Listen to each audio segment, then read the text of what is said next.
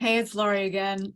And I'm going to explain why goals are like belly button lint in just a bit. But we're going to be talking today about setting goals when you have a chronic illness. So I know that when I was ill for a very long time with ME/CFS, first of all, and then with long COVID, and then during my whole life, actually, until a couple of years ago, with what I call weather-dependent fibromyalgia. And it is very difficult when you have a chronic illness to set a goal. I prefer also, by the way, to call them intentions. That just feels softer to me. It feels more like a choice as opposed to a like stranglehold goal kind of thing. But that's just me. You feel free to use whatever term you want to, of course, whatever works for you. So what I found was that, I am an intention-oriented person, a goal-oriented person.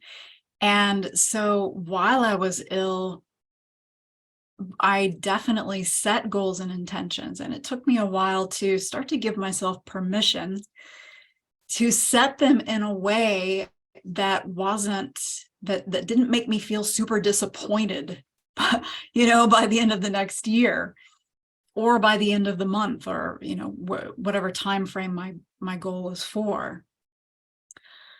So the reason that goals are like belly button lint, and this is a bit of a stretch, but it's just too good.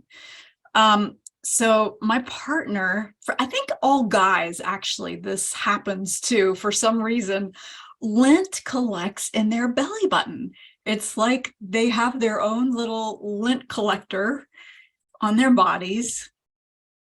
And so we started to joke around and say that we were gonna collect all the lint, and I was gonna make a sweater out of it or a scarf or something, And this is a bit of a far stretch, but the thing about that is, of course, we can't make his belly button collect lint faster. It just happens the way that it happens, right? And I have to have a certain amount of lint before I can, create the scarf or the sweater, or maybe it'll just be something small. I think probably. We'll see. I think I'm going to do a part 2 to show you whatever it is that we created with it. But the point of that is, the way that ties into this is that the belly button lint sweater is created from all the smaller belly button lint that has been collected over time. So basically, we're talking about baby steps here. But I think belly button lint is a much funner way to think of it. So when you think of your goal, so let's say you're in phase 1 and you're towards the bottom of phase 1. And if you aren't sure, phase 1 of recovering. And this is specifically for long COVID and ME/CFS, but it's applicable for any chronic illnesses.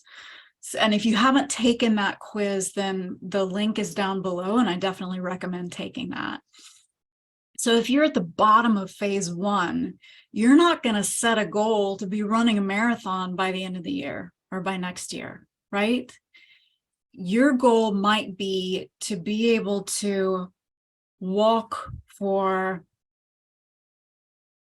and this depends also on, so if you're in my program, my relief and transformation program, then a good goal for you would be to, first of all, within the 6 months or so, to fully complete the course and to continue with your treatment, right? So that's a good goal there. And if you're in that course, because it does take most people to full recovery, then a good goal for yourself in the second half of the year might be to work yourself up to walking for 20 minutes or so. And you might be able to do even more than that. And that's another thing about good intention setting, goal setting, is that you want to reevaluate, right? But start off with a couple of good goals for yourself, with a couple of good intentions that you know that you'll be able to reach. And maybe even keep them within the time frame of just a couple of months to begin with, because you don't know what's going to be happening with your health. And maybe, you know, another example of a good intention or doable intention is to maybe to organize one area of your house and do it with really good pacing, you know, or to get somebody else to help you out with that. So these are the types of things that we're talking about. Again, with these illnesses, until you have treated, until you are well on your way to your recovery, then you want to keep your goals much smaller. Once you're in the relief and transformation program, then you can start to dream a little bit bigger. And of course, you can start to dream bigger before that, but just, you know, with your energy envelopes in mind, with your current limitations in mind. And when I say limitations, I hope that you understand that limitations are not always limitations, but in order to verbally, for you to understand what I'm talking about, I'm calling them limitations right now. Then the other part of that is, part of this is that you're going to want to break them down, break down each goals into the little baby steps, into even the little teeny little pieces of lint, right? Of belly button lint, even just the smallest little harvestings of belly button lint. So those teeny little baby steps. So when we go back to, let's say actually that you're in phase 3 and you're already able to walk for 10 minutes slowly without any trouble, right? And so, and your goal is, let's say, to walk for 30 minutes by the end of the next month. We'll just go with that. This is just an example. So maybe you add on 1 minute every 3 days. Maybe you add on 2 minutes and take a rest after the 12 minutes. You know, you take a rest of a couple of minutes and then you walk for another 3 minutes and then you're done. So there are different ways to do this. And I do think that it's helpful, because though I know that it can be frustrating sometimes, because the nature of these illnesses is that they are not linear, right? You have dips, which are AKA crappy times. And then you have times where you feel better, maybe even times where you start to feel almost normal, right? And what I remember that one of the things that I used to do was, during the times that I felt better, I would make all these plans. I would plan so many things, which felt really good, you know? So I'm not knocking that. I think that's great. But also then inevitably with these types of illnesses again, I would have another dip, and sometimes I would stay in that dip for a while. And so all those goals, all those intentions, all those plans that I'd made were kind of backing up, and were not doable during that dip. So backing off, and I'd say maybe set your goals and intentions and then see how you do for a little bit. And then if you do go into a dip, then take it to either just don't worry about them for, you know, the duration of the dip, or take them down to a quarter. The other thing with this is that you don't want to, you're always keeping your pacing in mind with this, right? Always, always, always.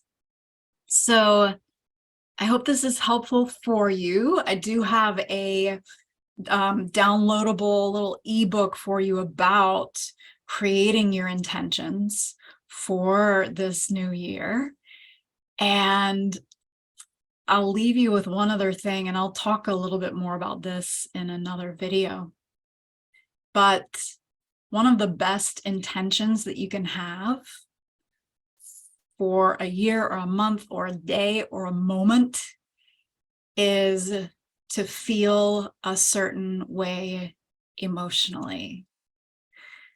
So at the beginning of all of my classes, I always ask my students to set their intention for the class, for how they want to feel by the end of the class.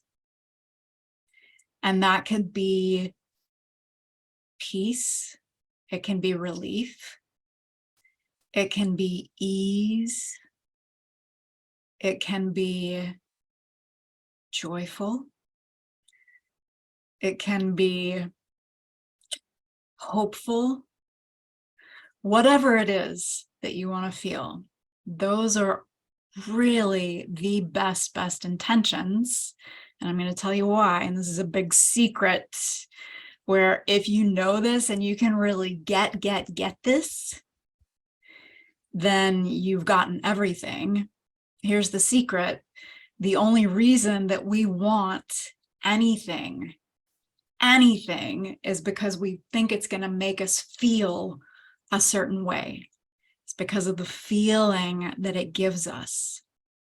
So if you're wanting to run a marathon, but you know that's not going to be a possibility for you for this year, then what do you think, how do you think it's going to make you feel to train for that marathon, to run that marathon, to have accomplished running that marathon?